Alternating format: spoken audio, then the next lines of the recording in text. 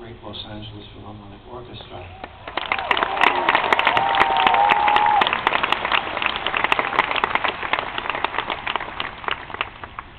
William Faulkner has a very great place in American literature. He's part of that pantheon of Southern writers. It's been so outstanding, a group that has given us so much great work, beginning, I guess, all the way back to Mark Twain and later Tennessee Williams, Truman Capote, Harper Lee, so many more. And William Faulkner himself, actually, I'm astonished to read, was a high school dropout. And in 1949, he was awarded the Nobel Prize for Literature. Not bad. And he subsequently won 2 Pulitzer Prizes, one for the very last novel that he did, The Reivers, which is the subject of our work tonight. Reivers is a story about a great old man, an old gentleman who remembers 3 days of his youth, way back decades before, days that changed his entire life. This was a beautiful film done in 1968 starring Steve McQueen. And he wanted to do this with the voice of the narrator to read Faulkner's words. And we have a great storyteller with us tonight, a fantastic storyteller. And in addition to that, he is one of our greatest, most enduring, and greatly contributed and loved singer-songwriters tonight. Very close friend, James Taylor.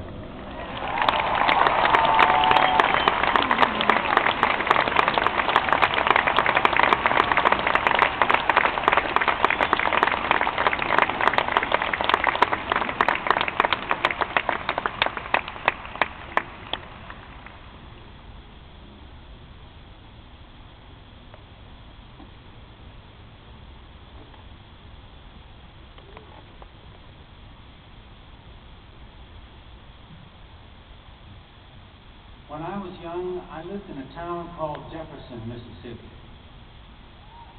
That was a long time ago, and quite a few people took up the land at $1 an acre and married one another, built houses, and produced children. We were mostly farmers and mule traders and storekeepers. There was some bragging and some lying, but on the whole, we were a pleasant and courteous people, tending to our own business. It seems to me now that those days were like an endless summer, stored with pleasure in my memory.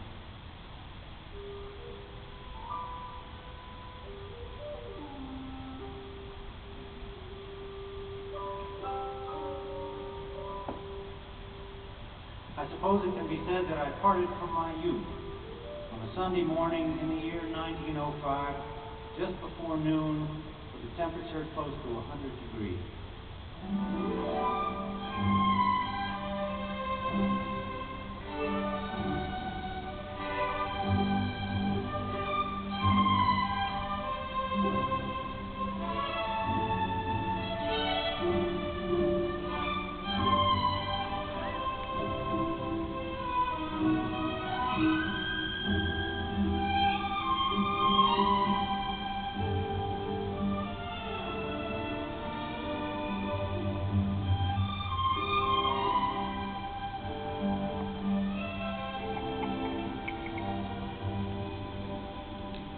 That was the summer that my grandfather, known to all of us as Boss, had a vision of our nation's vast and boundless future in which the basic unit of its economy and prosperity would be a small, mass-produced cubicle containing 4 wheels and an engine.